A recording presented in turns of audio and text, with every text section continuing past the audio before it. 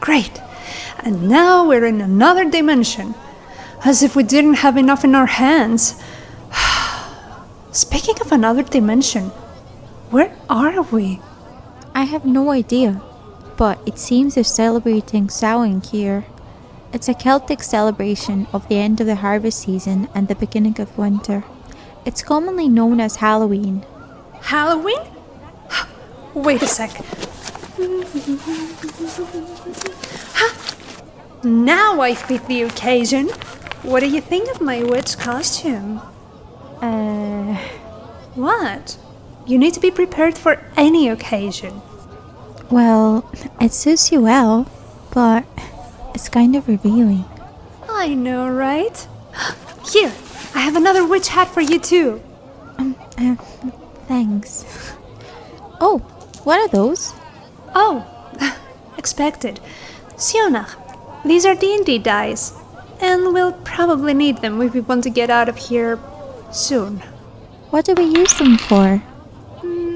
Let's say they are our weapons and our fate. And I hope the Lady of Luck is feeling cheerful today. Oh my god, that rhymed well. Let me note it.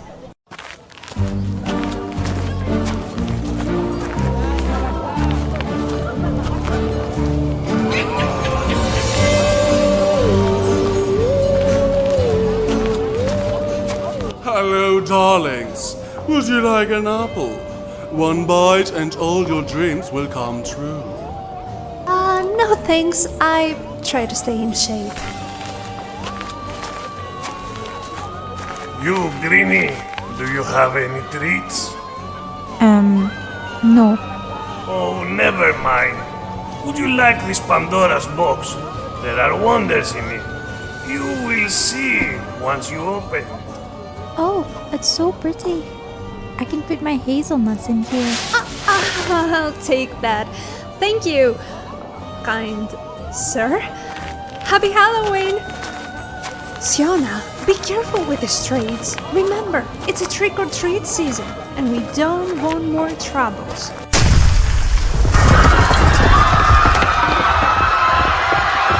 You gotta be kidding me. There. Someone needs help. Come on.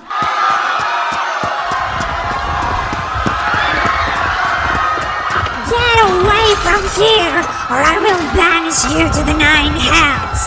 This place belongs to me. I'm going to cast Thorn Whip. Alright, I will hit her with my longbow. Before any attack, remember to roll the dice.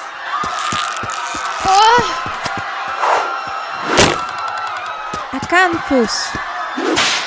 Oh, is this thing with the dice working? Our attacks are useless even though I roll pretty well.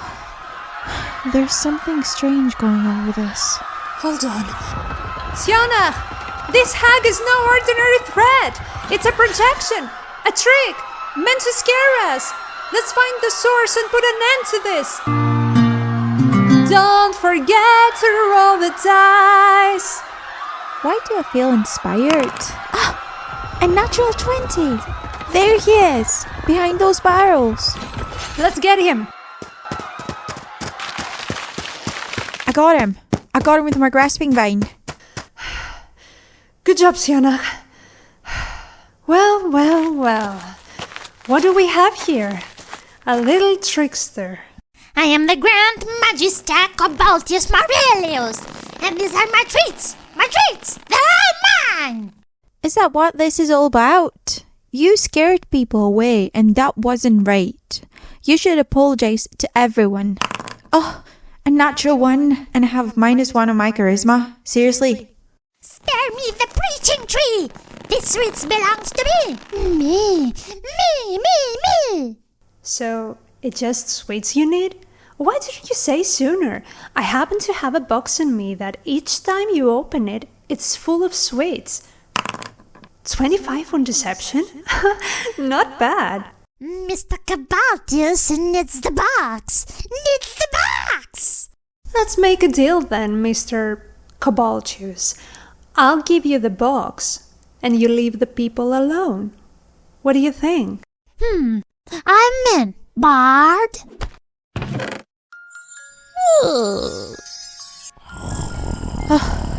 My leaky guide us. It wasn't just the box inside. How did you know there was sleeping dust in it? I didn't. We're back in the library. Well, that was so much fun.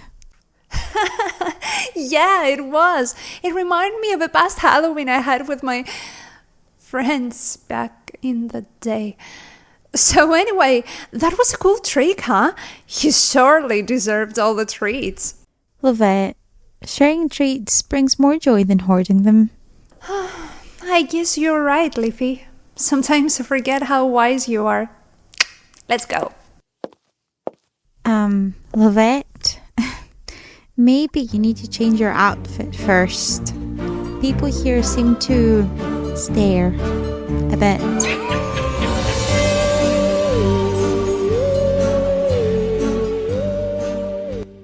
Welcome to another episode of the B&D podcast. Today we have a special episode because we will talk about our experience at Comic-Con London, what we liked, what we didn't, and what we suggest you to do if you happen to visit, especially if it's your first time attending a Comic-Con. We'll give you as many tips as we can since it was our first time attending too. So, Val, what do you say we start with the basic preparations for the journey? What do you think people need to do to prepare for it? Well, I do have to admit that I think we were quite prepared in general. But still, there are several things that we couldn't possibly know, since it was our first time visiting a con. I myself am a control freak, so I like preparing for the worst case scenario always, but have in mind that things can go wrong at any time. So try and stay calm, or distract yourself with the positive feeling of the anticipation of, I don't know, maybe meeting your favorite voice actor. Maybe. That's what kept me sane the whole time. But for real, my first step would be to make sure to have coffee and a proper good breakfast before you go. Maybe even have a second breakfast just in case. I wholeheartedly agree with the breakfast statement. While there are food stalls inside the convention, the queues can be quite long. Planning ahead can save you valuable time. Additionally, staying hydrated is crucial. Personally, I carried a flask of water that doubled as a spray bottle. It might seem unnecessary until it becomes a lifesaver. It was. While waiting in the line for Liam's autograph, I started feeling a bit weak in the knees. The spray helped me stay on my feet, and, I casted foresight. So a wise choice we made was booking a flat near the convention. We attended for just a weekend, which proved to be more convenient this way. If you plan on going for a weekend, don't expect to do much else during these days. There are so many things to see that the day passes by without even realizing it. Also, in our opinion, and I believe I speak for the both of us, attending all 3 days is a much better experience. Don't hesitate to invest in priority tickets. Not only will you have more time to explore everything, and trust me, managing such a vast convention requires ample time, but you'll also feel more relaxed. With fewer people around, you can move freely, enjoy the event without feeling overwhelmed, and appreciate the spaciousness. It's a significant relief to have some breathing room amidst the excitement. Definitely. But, important note, investing money on an extra luggage would also be a great idea, and there's an important reason for this. Care to elaborate, Val? Well, sure. I'm personally extremely gutted I didn't manage to bring my Hobbit costume with me for the second day of the con. I did have my sprinkle onesie for Saturday, but I felt like this wasn't enough. After I saw all the amazing effort people have put into their handmade costumes.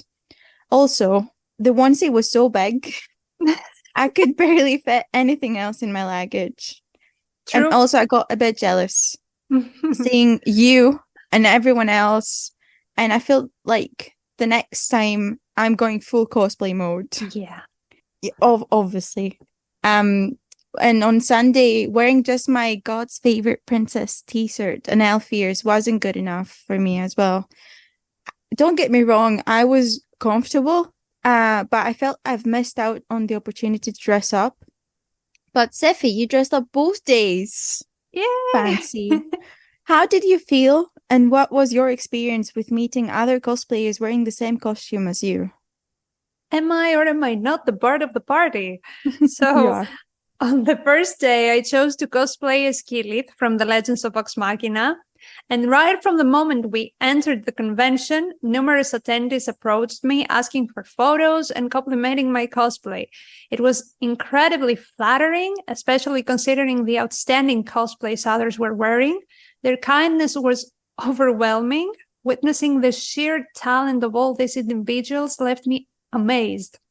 And the second day, I dressed as an OC I want to create on a D&D campaign, a tiefling samurai anime style. But we would highly recommend cosplaying. The variety of fantastic cosplays is overwhelming, and you might find yourself wishing you had dressed up too, like Val. Yep. And don't worry, it's not a negative feeling. Instead, you'll likely feel inspired to join in the fun. The people at Comic-Con are genuinely excited to see fellow characters and take photos together. They are all wonderful, kind individuals who share your interests. When our friend joined us on this adventure without a costume, he didn't anticipate the impact it would have. Now that the convention is over and we're back home, he's already planning his cosplay for the next time. I can't wait for that. I can't wait for that either. He's going to be amazing. And something very important, you guys, don't be shy. If you see your favorite artist, character in cosplay, writer, etc., don't miss the opportunity to say hello. First and foremost, it will make them happy. Plus, it's a great chance to meet new people and socialize. Of course, be kind and don't forget to ask before taking a photo, even though hardly anyone will deny your requests. When it comes to must-haves, though, what was one thing you think that literally saved you that you had on you, Val? I do have to say that my water bottle literally saved me. Mm-hmm. And definitely deodorant. That sprinkle onesie was a nightmare. I was roasting the whole time, and it was so warm in there to begin with. So deodorant was definitely a lifesaver. What about you? Well, Val was always like, do I smell bad? Do I look sweaty? I don't want Liam to faint when he sees me. But, she smelled nice, as always. Mm-hmm. Apart from the life-saving deodorant, though, and the bottle of water, don't forget a power bank. Your mobile phone will be in constant use for capturing photos and videos of the amazing sights, from famous actors to cosplayers. And most importantly, wear comfortable shoes. Be ready to cover long distances. I'm not exaggerating when I say the convention is enormous. You might find yourself standing for hours, whether waiting for an autograph or a photo opportunity. Be prepared for the walking and standing. It's all part of the experience. It's also a good idea to carry some cash with you, for better or for worse.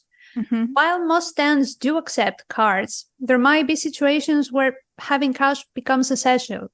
For instance, if you want an autograph from your favorite actor that Comic-Con hosts and you haven't booked it online beforehand, having cash in hand can make such a difference. Some opportunities might require immediate payment, so having cash ensures you won't miss out any memorable experiences. And lastly, don't forget to keep your tickets safe. And most importantly, be sure to download the free Comic-Con application. This app allows you to create your schedules for all 3 days, and it's incredibly helpful. It will notify you about everything from panels you want to attend to how crowded they are, and even how many minutes are left before your next scheduled activity. The app is your ultimate companion, ensuring you make the most out of your Comic-Con experience. Serious question, though. What about the mental and emotional preparation? What do you think, Val? If you know me well, you know how hard it is for me to be surrounded by so many people. We had like 4,000, 5,000 people, especially on Sunday morning when we were at the panel. Mm-hmm. I'm not going to lie. It gets extremely stressful in there. And the last thing you want to do is talk to anyone when you're panicking. but realizing how lovely most people that attend cons are, especially critters, it's just so overwhelming to even think about it. All the love and support they're willing to give to just a stranger. Mhm. And it's all because of the community and how connected people are through Critical Role or Baldur's Gate 3. And even Sionnach would be proud of me for transforming into a social butterfly. To be fair, though, I had Lovette's inspiration the whole time, so I was good. So Val is always pretty anxious with big crowds of people. At the beginning, it felt like we were like Sionnach and Lovette in real life. Indeed, Val was pretty shy to speak, and I was immediately taking photos with everyone while having lots of conversations with many cool people. But I have to give you credit that you overcame your anxiety and started talking and having conversations with people too, and you enjoyed it. I did, and I met so many lovely people. I was so nervous and fidgeting while waiting in the queues. Mhm. So it seemed easier to just talk to someone to pass the time, I guess. So thanks to everyone that kept us company through it all. I also couldn't stop complimenting people either. I was just in awe with everyone's costumes. I was fangirling for everyone, and I wanted to take pictures of you, Zephy, and everyone we saw in a Critical Role costume. But one thing we didn't attend, though, but found to be a wonderful initiative, was the Reset Room. For those of you who find it difficult to be part of big crowds, there is a space where you can go and relax in peace and quiet. You can take your break there, and once you feel ready to step back into the excitement, you're free to do so. It's a fantastic initiative for those needing a moment of respite amid the bustling atmosphere of Comic-Con, especially the queues. Yeah. And the Reset Room was something I'm really glad I didn't need to go to, but I'm also glad it was there, just as a safety net. But Yeah. please, can we just talk about the queues now, please? And I really want to start first on this because I have to admit that even though I'm over the moon that I managed to talk to Liam O'Brien and Laura Bailey and Jennifer English, these queues were literally endless and more painful than the ending of Vox Machina. Everyone was lovely though, and to this day, I cannot believe I've met them in person. While in the queue, I was shaking and jumping around the whole time. I was so agitated and hungry and exhausted, but we somehow made it through. Yeah. And I want to hear your experience of this, Zephy, because obviously it wasn't easy having all this feelings, but also having to deal with me moaning about it the whole time. So, let me tell you something. If conventions had a villain, it would be the queues. They are a nightmare. Not only do they exhaust you physically and mentally, but they also take away precious time that would be spent on other activities at the convention. The silver lining with the queues, and probably the only one, is that while you're waiting, you get to meet others in line, and they are the best part of the experience. We met so many wonderful people there that we shared our interests, and we still keep in touch with them. Yeah. Hi! So expect queues everywhere, from the taps to fill up your bottles to the autograph lines. That's why we strongly suggest attending all 3 days to make up for the most time. But what truly frustrated me was the queue for Neil Newborn, Astarion. Many people were waiting in an 8-hour line to get an autograph. Neil was amazing. He signed tirelessly and took time to talk to each person. I planned to get his autograph on Sunday. He was scheduled to sign at 11 o'clock, 2 o'clock, and then 4 o'clock. I joined the line at 1 o'clock, expecting to wait for the 2 o'clock signing. The line was enormous. The steward informed us that the 2 o'clock and the 4 o'clock signings were cancelled due to the overwhelming number of people waiting, and I felt incredibly disappointed that I didn't get to meet him, and I'm still a little bitter about it. Anyway, my point is, if you're willing to wait for hours and spend money, do it for someone you truly love and admire. Focus on meeting those who genuinely matter to you, especially if they are famous and are expected to have enormous lines. And whatever you decide to do, arrive well before the scheduled time. The Critical Role panel serves a great case study. It was set to begin at 11 o'clock, and thanks to our priority passes, we arrived at 8 o'clock. And if you think that's early, it's not. All the center stage seats were already taken, and many people had arrived by 5 o'clock in the morning. And a special thanks and a huge shout out to Ashley and Connor, who managed to secure seats for us near the stage. You are awesome. Thank you so much, guys. So let's spill the tea now, though, about this panel, shall we? Yeah, please.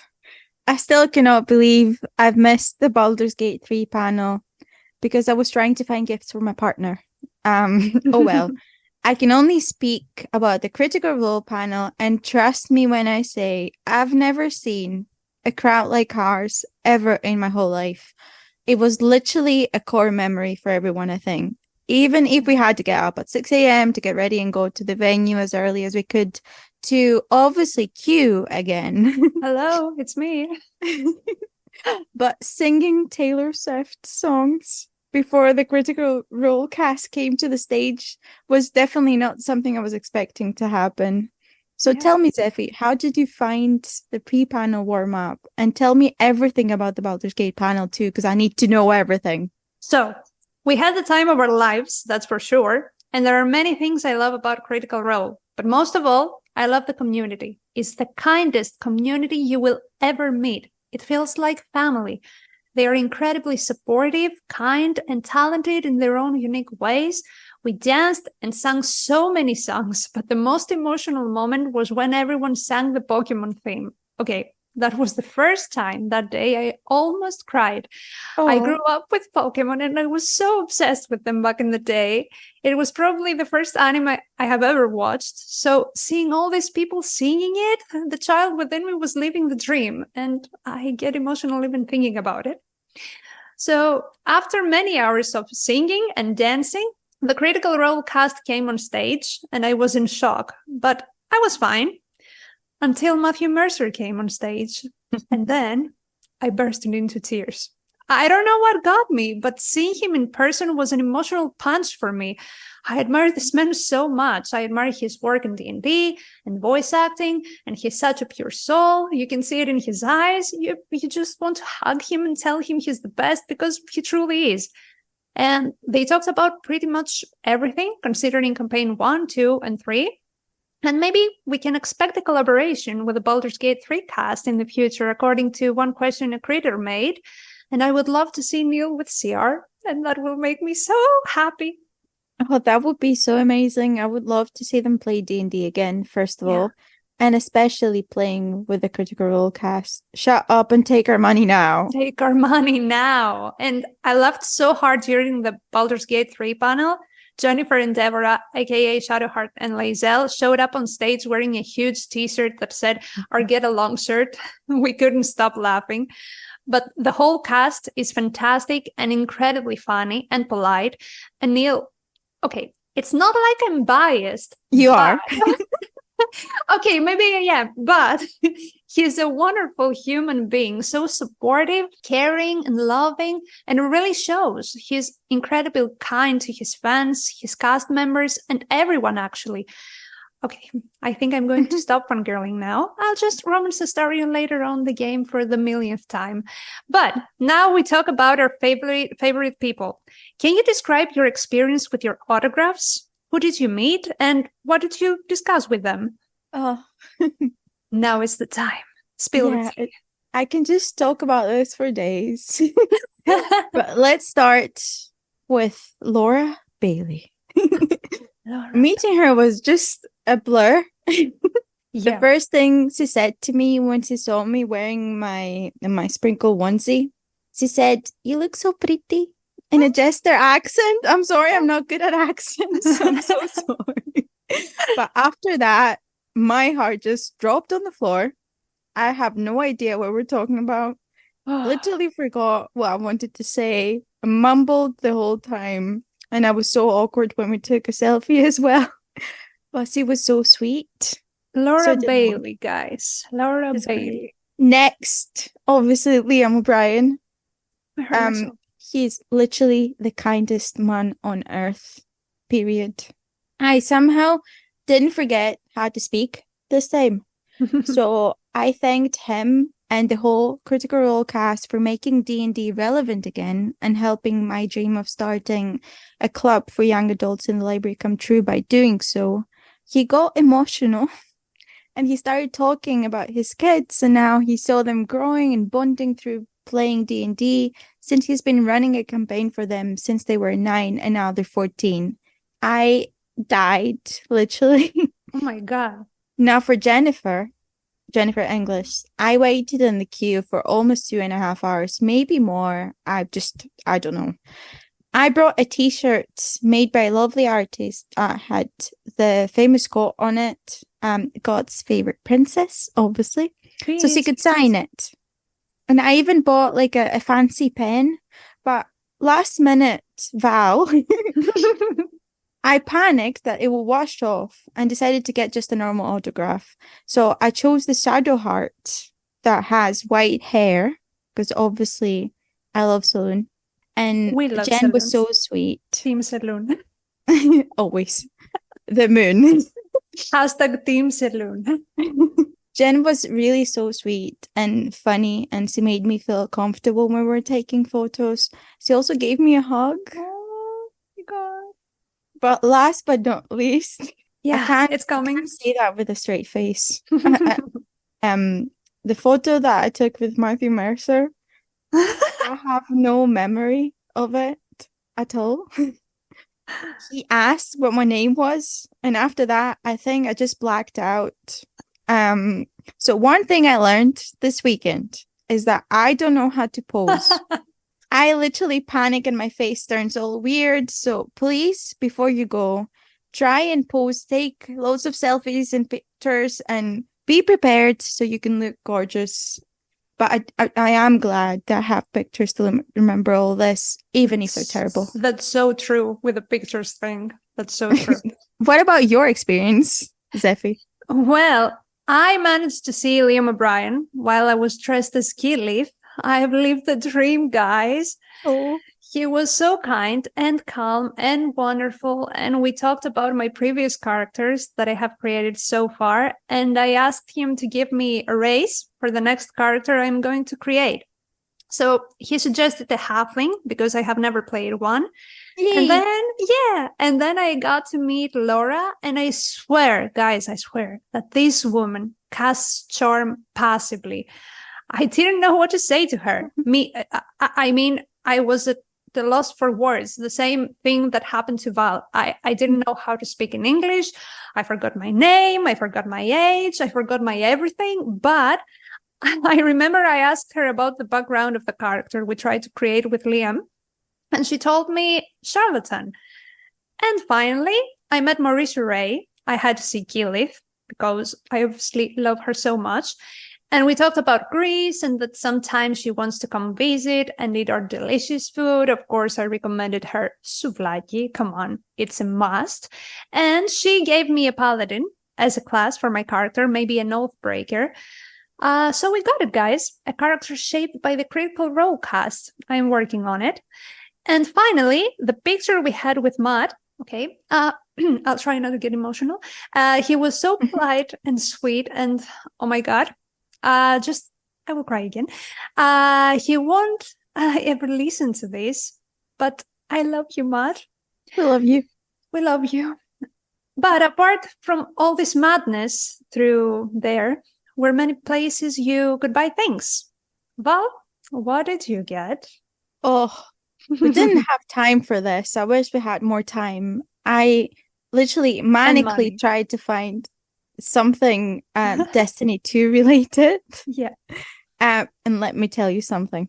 It was a hard quest, but your girl nailed it. Yay! I got my partner a Destiny Xbox controller skin and a cute Destiny 2 keychain. I also got him a My Hero Academia t-shirt, which I will wear too, definitely. And of course, a drum roll. Please, some inspiration. Take it!